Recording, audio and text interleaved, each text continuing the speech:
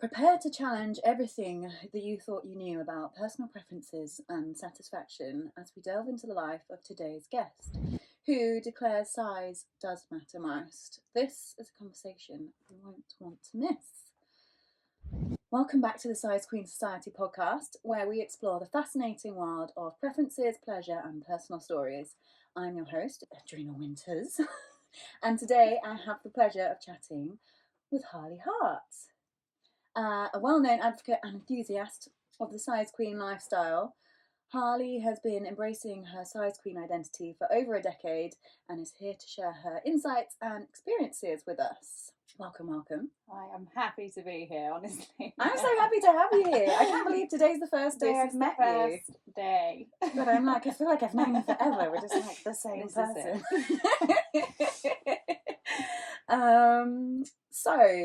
I figure the most sensible place to start is with the beginning. So can you share with us how you realised your preference for large sizes, and was there like a pivotal moment for you? So I've always enjoyed bigger sizes during sexual interactions anyway. I think I know my body really well, so I think it does make a massive difference when dealing with size. I've always been above the average kind of thing, even, with sex toys and stuff like that.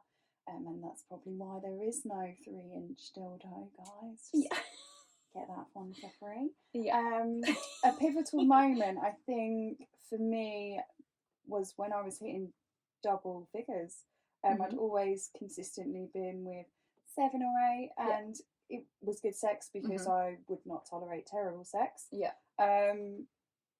But he kind of sparked something in me to spur myself into going bigger and seeing where that stop button is in that sense. It's definitely a journey. I didn't just fall on a 12-inch dick at the beginning. It was literally just a transition to see what fitted me and my sexual needs and pleasure. And ironically, that 10-inch cock is now my cuck.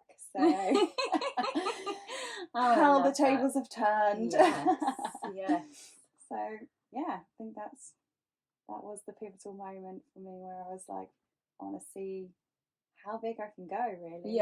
Making of a monster, probably. I feel like a lot of women enjoy the challenge to set it's definitely like a female ego thing.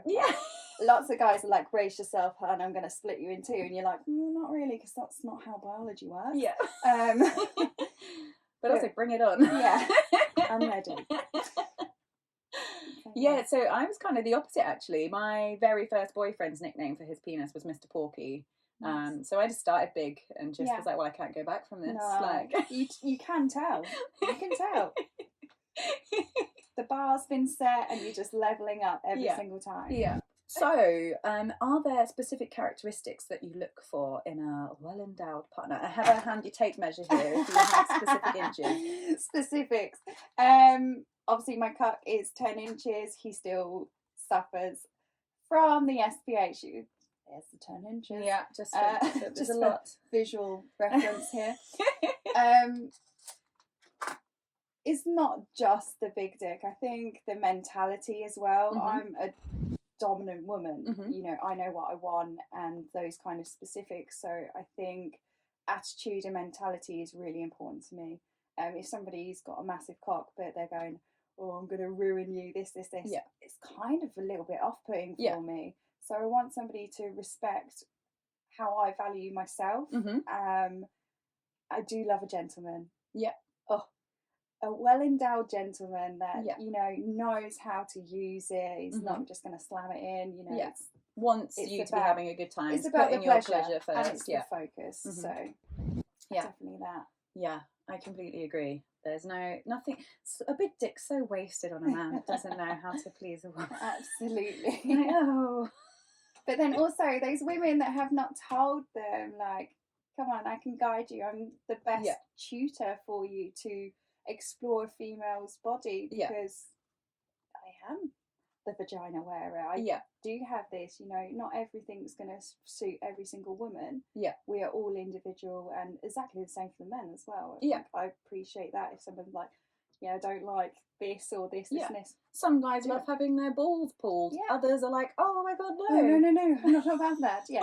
So, but yeah, we were chatting earlier, and you were saying that like you struggle a bit with doggy, whereas for me, like that I'm much better in that position. So like the initial doggy position, straight in, I need to be warmed up. I need to have a few orgasms under my belt before I can really settle into that position, because it's an intense position. Yeah. There's lots of dynamics and bits that it's going to hit. So yeah.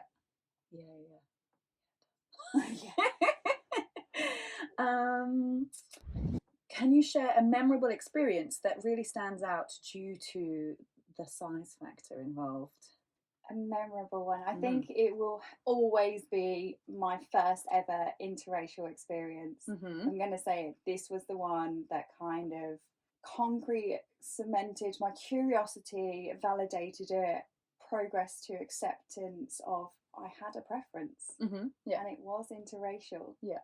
So that's a big one. It's definitely a big one, because everyone's like, oh yeah, typical, it's this. But actually, for a woman, when you've got all of that external noise saying, you know, this and this, your internal of going, I actually just really liked collectively, not just the big size of it. It was all of the other little components that was preaching to the no, I don't mean to preach.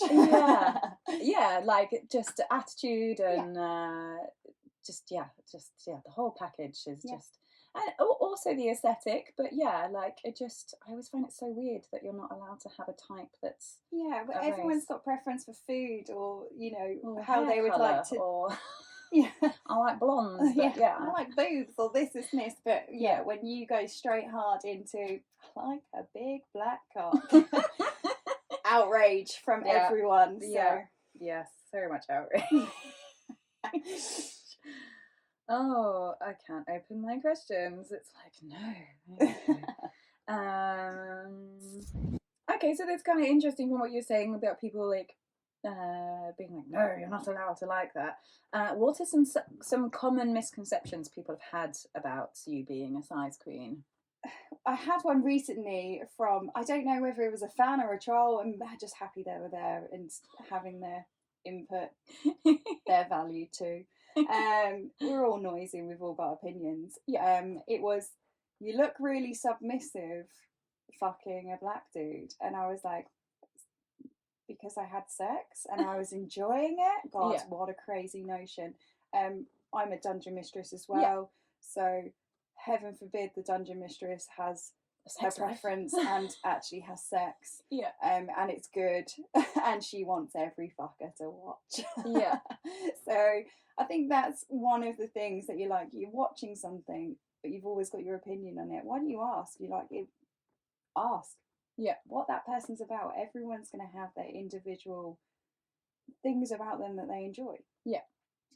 Another one, the bucket fanny. Oh yes. Oh yes. Because you fuck big dicks, you must have a massive vagina, and that's where you need to take people back to school. Our bodies are amazing things. They can do brilliant things, but also for somebody who enjoys size, you know, I want to be stretched, I want to be filled. That is what makes my body go. And you know, I don't ever want to be denied that. And I think usually it's a slightly insecure person or an uneducated person that's usually delving with a bucket fanny stuff. Because she's a powerful muscle. She makes everyone weak. She's subbing. Like, we are built for pushing babies out of there. It's a lemon and a melon. Of course, the science doesn't add up to what you're saying. Although I did read something recently that apparently women's vaginas are evolving to be bigger to make childbirth more bearable for us. So little dick mans are just screwed. They're not prepping anything. Kind of a continuation. Have you faced any challenges or judgments because of your preferences? Oh yeah, of course. I'm a size queen, a cuckoldress, a dungeon mistress, all of those labels are always, when you're presenting yourself to the world and creatively expressing your sexual existence, I will say. How dare you do that as a How woman? dare you, as a woman, saying, I like this and I then like this. We've all got a favourite meal, but we don't want to eat it. So why limit myself to halting experiences because I'm worried about what people will think? I'm pretty open. You shouldn't have to fit into a box just because I am the box. I'm just going to put stuff in it. It. Yeah, absolutely. I'm so value non-judgmental for. I obviously understand as an open-minded person, people are going to be closed-minded. Yeah, that's them issue. Yeah, you know, they're probably doing that for so many different reasons that I have just triggered by just existing as a person. Yeah. I feel you on that one. I take quite a lot of satisfaction. The main reason I set up this podcast was just because, like, I just got so bored of just being told by men that I wasn't. I got someone that emailed me the other day telling me that I was going to alienate. I'm going to lose money. I'm going to alienate like 99% of men because I'm expressing a preference for big dick. But if you as a man saying I only want, you know, the big titted women, would there be outroar from all of the female small titty people? Well, as someone that started in the porn industry shooting for studios, I would frequently not get booked because I didn't have massive tits. Like, I remember trying to be in like Front magazine, which was like a big natural tit magazine, which are just like, nope, you're not being in our magazine because it's just for big natural boobs. And it's just like, there was just that. Like, women have been judged for size for forever. What you look like. Yeah. But you do get this a lot from men, like, oh, how dare you say you like big dick? Like, this is so harmful to men. And I'm like, it's just my preference. Sorry. That's mine. There's millions of people in the world. There's going to be somebody. I don't want to fuck them all. Yeah. I haven't got the time, and I like a snack and a nap. Definitely. I love a snack and a nap, preferably after some good sex. That's kids. Okay, what advice would you give to a woman exploring a large size for the first time? Be honest. Honest with yourself and your expectations versus the reality, because we all have fantasies, don't we? Yeah. A fantasy is going to always be out of your control as soon as you put another person in it. Be honest with the person that you're engaging with that does have a bigger dick. Some people are going to love that for ego, but men do need to be aware if it is something that you're exploring. You want a good, positive experience. I always preach the ABCs. Accountability, so choose to be accountable for whatever you do. Boundaries, because we all have them. We know how we want to be treated. Consent. Cannot push that enough. I've never heard this ABC before, but I love it. You should listen. This is what I preach to all, like a lot of my people new into kink and stuff like that. But I think it works just in general for any kind of sexual relationship or experience that you have. I'm always pushing, like, just communicate, just conversation, like, just... And I'm going to put it in there, lube. Oh, yeah. Lube is our friend. Use it. Do never be ashamed. You never know how your body's going to respond to something, so make it easy for both of you. I mean, so this is something that used to really bug me when I used to work for studios, that we'd all be using lube, but you used to have to keep it offset and you'd have to lube up offset, and it's just like ridiculous because it just like is unrealistic. It takes the genuineness out of it. But if people are watching our stuff and they're seeing the little bits behind the background, it maybe is appeasing somebody and helping out somebody. So I'd always want. Although personally for me, I am so aroused by a big penis that I don't think I've ever had to pull any lube out because I'm just like, I even like tormenting with lube, so I'm like a little that's fun. I do have to agree with that one. I do like edging a large penis. Something quite satisfying. It's on your hobby, on your CV, isn't it? The next question was comfort with your partner, but I think we kind of covered that with lube. Unless you had anything else to add. I think obviously I'm in a cuckolding relationship as well, so my relationship is a 3. Like, you Yeah. have to have transparency Yeah, of with course. all people involved. Yeah. I'm a cuckolder, so I couldn't go to an interaction without mentioning that. Mm-hmm. And also, you know, keep everyone healthy. Yeah. Mentally and physically, those little things need to be in place. Because if you're not in a good place to be a cuckoldress, that interaction shouldn't happen. No, I agree. So keep it healthy. Yeah, lots of communication, lots of honesty. Yeah, all good stuff. How do you think the media or popular culture portrays size queens? From a man's perspective. Usually women that enjoy size is depicted because men are aroused by it. Not that she chose to go to the bigger dick. Yeah, because she finds it more satisfying. Yeah. That's what she wants. That's what her pleasure wants for her as well. So yeah, I think definitely sometimes there's lots of misinterpretations. There's a lot of black and white, kind of take a snapshot, make your judgment, and then that's it, where there's no real context behind it. So I think that's definitely something that needs to change. More open conversations about what it is really like for the women that are enjoying this stuff. Yeah, of course we have a fabulous time, but there's lots of other things that happen on behind the background that not everyone knows about. Because it might be unsexy. Yeah, heaven forbid we're not sexy 24/7. Heaven forbid. Are there any changes you'd like to see in media, like how we're portrayed? I'm trying quite hard to kind of change perspectives a little bit with my podcast. But education. Yeah. Kink awareness. Always. I think it's important, you know, porn with people in it as well. Yeah. We have created something over the years that we are influencing our future, that they think that that's how we should do it. But I think maybe we do need to come back and be like genuine. Yeah. All of the stuff that happens behind the scenes and stuff, because I think especially if you've done porn scenes, content scenes and stuff like that, there's that, oh, they'll just fuck anything, and you're like, oh, yes. Interesting. I've got, you know, a life. Sometimes I am under the blanket eating snacks. Yeah.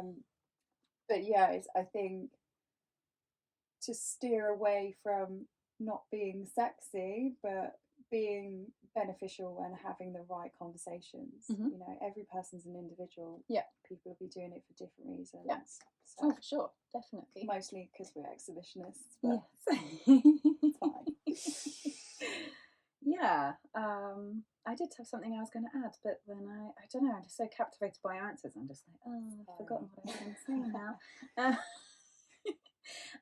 No, what was I going to say? Yeah, I guess just that most people, unfortunately, most people are learning from porn, which is not the best place to be learning. I do think there's been a little bit of a shift with it going from studios to content creators, where we have more influence on what we're putting out there, and we, you know, it can be. It's more diverse. Yeah, yeah. It's not just petite, white girl with giant black guy and a weird, creepy, bald guy in the corner jerking off. Yeah, nobody's in the cockroach hole, just made it. But yeah, like this is like not a sexy conversation. It's an important one. Yeah, I just think I'm learning a lot from just talking to lots of different people about like what their preferences are and this kind of thing. And my last guest was Ava Roston, who's not a size queen, and it was really interesting because she shoots with guys with big dicks, and like it's not so she doesn't enjoy the sex with them, but it's just she's like you and I are both just like, you have that moment where you're just like, oh, this is for me, this is my fit. Some women just don't have that, and like that's totally fine. Not everyone is a secret size queen or an undiscovered size queen. No, and I think you never want to limit yourself to just one experience, and it obviously takes you having lots of different interactions to know what is right for you. Yeah, yeah, and we are all so different. Okay, so I think this is going to be quite an interesting one for you. How has being a size queen impacted your personal relationships over the years? Over the years, not much, really. I know it sounds really crazy. I think I've always been confident, sexually confident as well. Yeah. I've always had really good communication. So, you know, even the smallest dick, you could be the nicest person, but I'm just really not interested in that. And I know that sometimes, especially when you become single, is it's like a pick and mix, isn't it? Yeah. Like, oh yeah, no, that's not for me. Yeah. Put that one back in. Lick it, put it back in. But yeah, I think, and lots of people, you know, will be like, oh, you're just so fussy and this, but I never want to shrink for anyone. Quite literally. Yeah. I never want to shrink myself because of somebody's ego or that it's upsetting for them. Yeah. I'm just not for them. Yeah, and exactly. I think there are women out there that will be. You're just not the one. Yeah. And you shouldn't have to have an unsatisfactory experience just to protect their ego. Like, it's the one thing that frustrates me so much. Like, men wouldn't do it for women. No. Like, no, they're savagely honest. Yeah. Yeah, about anything and everything. But yeah. I love that, like, your cuck has a big dick. Yeah. Like, I had Ruby Onyx on here, and her husband has actually had filler. Yeah. Because she's a size queen. Yeah. And I'm like, that's so good. Like, you get to go home to your, like, cuck husband, but still have a satisfying dick. That's it. I have a great sex life. I'm connected emotionally, physically. There's all that chemistry there. Yeah. But also, he supports me in knowing that I want other things as well. So I had a really sweet comment actually on Twitter this week from a woman who said that, like, having her cuck, I don't think it's something you'd probably necessarily need. Correct me if I'm wrong. But just having that, like, cheerleader back at home, giving her, like, the confidence to go and explore other avenues, but knowing that she can still come home to him and have that kind of support, and has been really pivotal in her, like, discovering, like, what she does and doesn't like. I think that's nice. And, like, my cuck loves that I desire other things, but also I'm desired by lots of people as well. Like, that's a buzz for him. Yeah. I don't do that for him. I just do it for myself. Yeah. So yeah. It is it's just a plus point that he gets off on like, it too. It's contrasting and compatible kinks, isn't it? And Yeah. we are very well balanced. So. Yeah. And things aren't black and white. Like, it's just each individual person's, like, compatibility. Do you have any humorous or surprising stories related to your adventures? I think the funniest thing for me is, I'll repeat again, my cuck has a 10-inch cock. Just let that sink in there, and still gets SPH. Sometimes I get dick dysmorphia. Yeah. So you go home and you're like, oh, what's this? Yeah. It says it's smaller.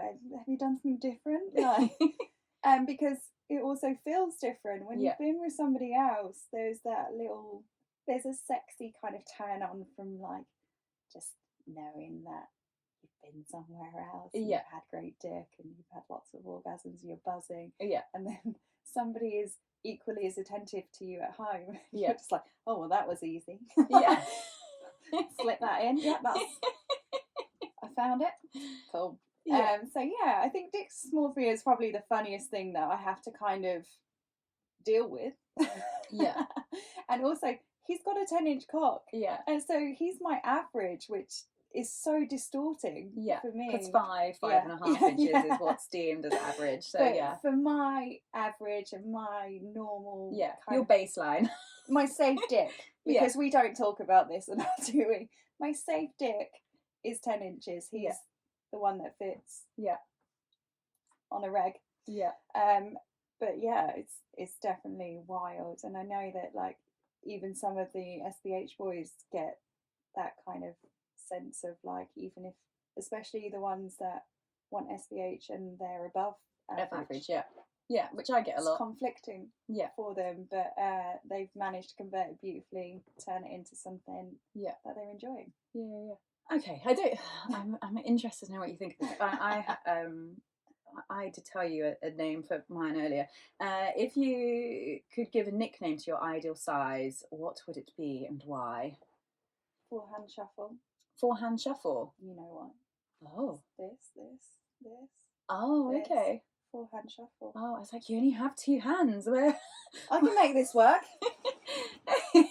Like a magician. Oh, I like that. So yeah, I've always done it. I realised that I've always done it. It's like kind of like memory measuring. Yeah. Oh. Because I'm sure you do it as well. Like you can look at a dick and you roughly know how big it is and what the size of it is. So yeah, for me, it is the shuffle. You're definitely more of a size queen than me. Because for me, I'm like 2 hands, and a bit and a space for a mouth. I'm like, that's good. But for you, I'm just like working around. If I could have more hands, I would. Oh, I like that. Okay. Okay, so we're going to move on to a new section for the betas out there listening. I'm sure they're listening. Oh, yes. For our beta male listeners, what would you say to them about embracing their role in a size queen's world? Firstly, you're lucky to be there. I love that, yes. Because, you know, there's a lot to it, and I think some people don't realise the worthiness of just encountering somebody who seems to be going against the grain at all paces, seeking full pleasure, satisfaction all of the time. Yeah. Not just settling. Not just settling, you know, not worrying about hurting anyone's feelings. Yeah. Everyone's going to be hurt. Yeah. You cannot just say or do anything without somebody being offended by it. That's kind of our culture. Yeah. And also just ask those questions. Obviously, value that person's time. Yeah. You know, get to know what they're about, because everyone's so different. Yeah. But yeah, definitely like you're just lucky to be here, and just the amount of offerings for definitely beaters to go, I'd love for you to be your cuck and stuff like that, and kind of going, what's quite insulting actually. I've got my cuck at home who I'm actually in a relationship. You have a cuck fantasy. So if you came to me and said, I've always fantasized about this, I think communication is really important for beaters. I know sometimes when you're finding your kinks and exploring them, trying to self-accept them, sometimes words trip you, but actually just having somebody that does understand your kink can be equally as satisfying. So yeah, definitely. I just released an ebook on called Understanding Cuckolding, and like I wrote a chapter in that about like, if you're approaching a woman about your cuckolding kink, maybe take a step back first and just think about like, what is it? Put your penis down and engage your brain. Yeah, like what is it that you like about this? Like, figure that out first before before approaching someone else about it. Because for some people it is just a fantasy. Other people, they do want the real thing. They want it, or they've had it, or there's some influence in there, like the ones that have been cheated on. That converts into something massive in that kink awareness kind of stage. So yes. Can you share a instance where a beta male's interaction was particularly memorable or satisfying for you? So I'm going to say it. It's my cuck. Yay. The first full-bodied scene that I'd done with my cuck, because he has evolved so beautifully. Like you don't just fall into the cuck chair in a hotel. It takes a lot for cucks to transition in. There's lots of conflictual feelings, all of those things, lots of conversations. Especially if he is a well-endowed man. Like, you know, there's expectations that go along with that. Of course. And even the acceptance that you are a cuck. So our first full body scene, I literally used him as a spitball for a massive cock underneath him. He's got a 10-inch cock. He was like literally eye to eye with a massive penis.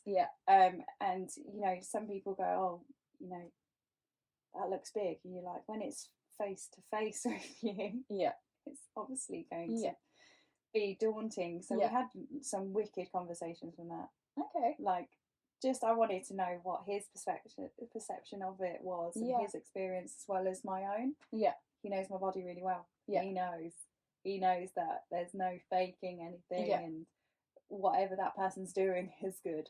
Yeah. So yeah, I've had open relationships in the past, and there's been some terrible encounters where like we both just know that neither of us are feeling it, and it's like it's just like, but those instances make you kind of grateful as well. Yeah, that you know each other that well. Yeah. There's no poker face here. Yeah. That's it. Yeah. The other people think you're having a great time, but when you get in the car and you just slate everything.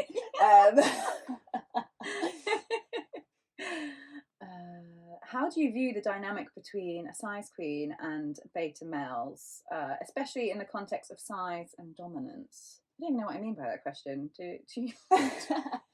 So my interpretation of your question, yes, I'm like, why did I write that? What did I mean? I think they do go hand in hand. Yeah. I think beta boys, men, whatever you want to call them, subs, do gravitate towards dominant women naturally. Mm-hmm.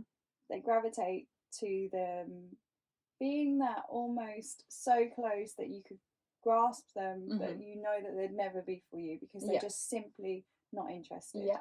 I couldn't be a cuckoldress without my cuck. That's it's a partnership. Yeah. You know, and I think it's about balance. Yeah.